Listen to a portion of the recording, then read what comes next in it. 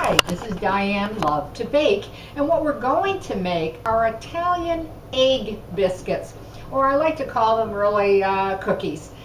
This particular recipe, though, this cookie I always call is more of an adult cookie. It's not real sweet. You generally have them with a cup of coffee or a cup of tea in the morning at breakfast. At least in my family we did. So let's get started. You will need, of course, the stand-up mixer is going to be your best friend because we are going to be mixing 6½ cups of all-purpose flour. So you need some power. I'm not saying you can't do it with a hand mixer, but well, it's you know, very possible that you'd want to use a stand-up for this recipe. Well, the first thing that we're going to do is we're going to start off by using 4 eggs, and I've had them at room temperature, and I'm going to start to beat them in here. I'll just put one in at a time, and that was 4 eggs. I'm going to turn my speed up a little bit, so it's going to get a little noisy, I want to warn you. Okay. You're also going to be putting in 1½ cups of granulated sugar. And you will want to beat this till it becomes very pale yellow and very light and fluffy. I'm not going to spend that much time because of the video, but I am going to raise the speed so that I can move it along and at least give you a pretty good idea of this recipe and what it looks like when it's being put together. So now I'm going to just raise my speed and combine the eggs and the granulated sugar.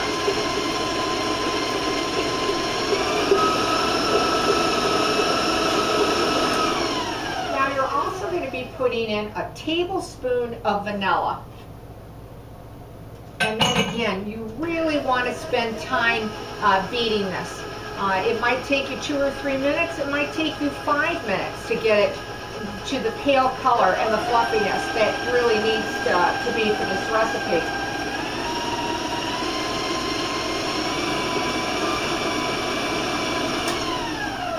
Okay. And I'll show you what I have so far. It actually could be even fluffier. I don't know if you can see that or not. I'm hoping you could. But again, due to the video, I'm moving it along. Okay. The next thing you're going to do is you're going to put in 1 cup of oil. I'm going to leave that up to you to decide what type of oil that you want to use for this recipe.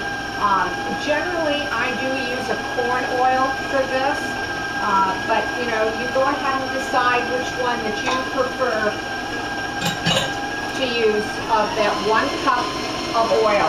And again, beat it till it really looks light and fluffy, okay? I'm going to bring up my speed.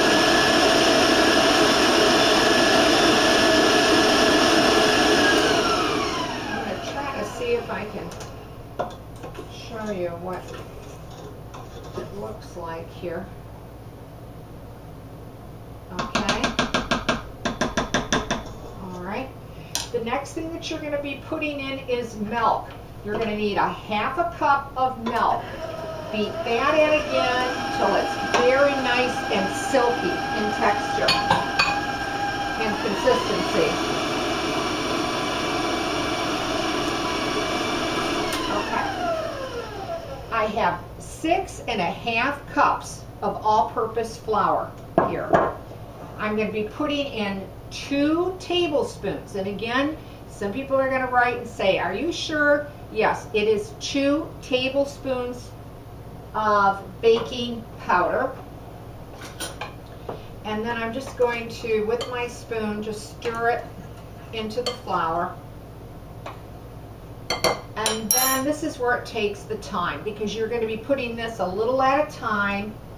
And I think I'm going to get a measuring cup to do that. It's going to be much easier so that flour doesn't go all over my kitchen. You can also put a towel over your mixer when you're doing this a little at a time. So you can, raise your speed, but again, you're not sending flour through your whole kitchen.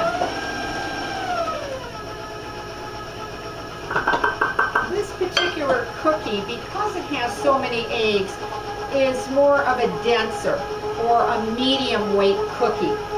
It's not a real, light, airy type of cookie, and that's why they are called biscuits. So these cookies are unique. They really are. But like I said, if you're looking for other types of Italian cookies, oh my gosh, I've just got several. This particular recipe my mother made when we were in the restaurant business. And it was just a real popular cookie. So, I've had these growing up as a kid, and then there's so many other recipes that I have on my channel of Italian cookies. So please check it out if you are looking for, great tasting cookies. All right, and now I'm just going to bring it together. This is when you start to see that the mixer, it's struggling a little bit. I've got to raise the speed because of the density of the flour and the dough, the cookie dough.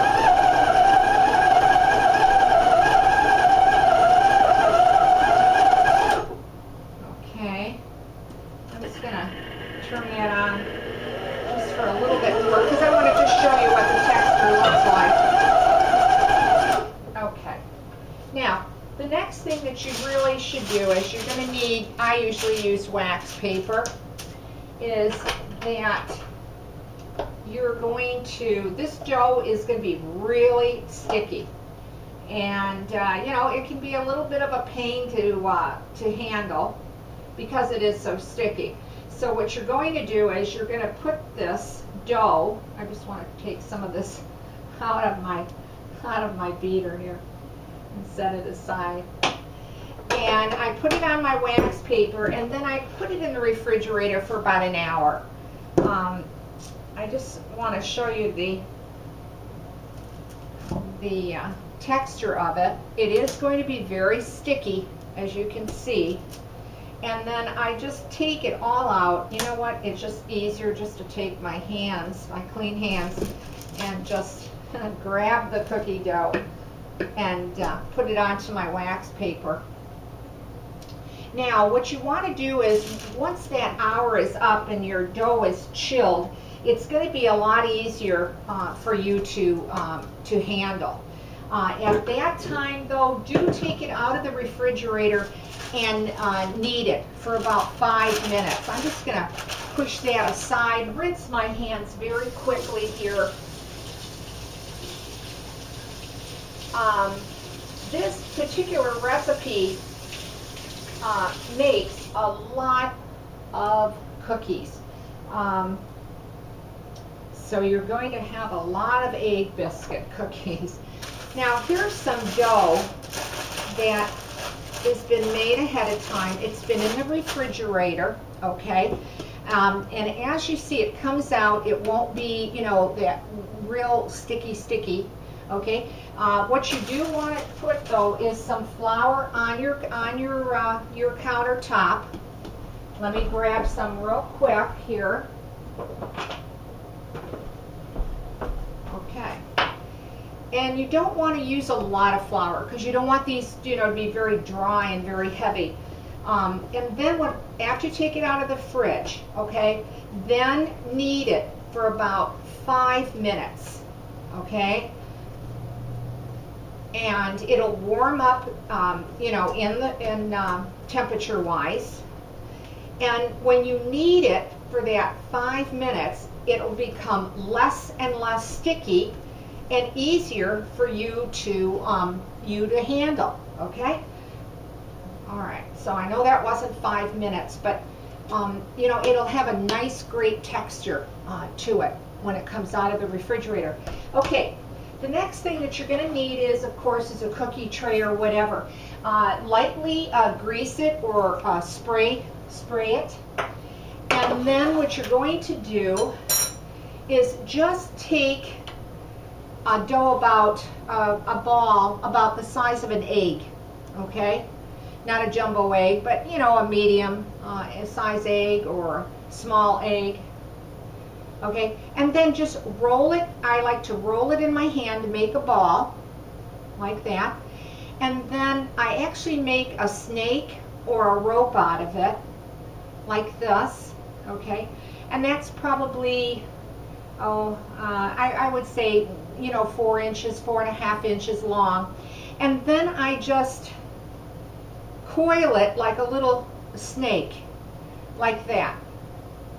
Then when you're done, just round off, seal that little 2 pieces together, and then round it like that, and you're going to place that on your cookie sheet.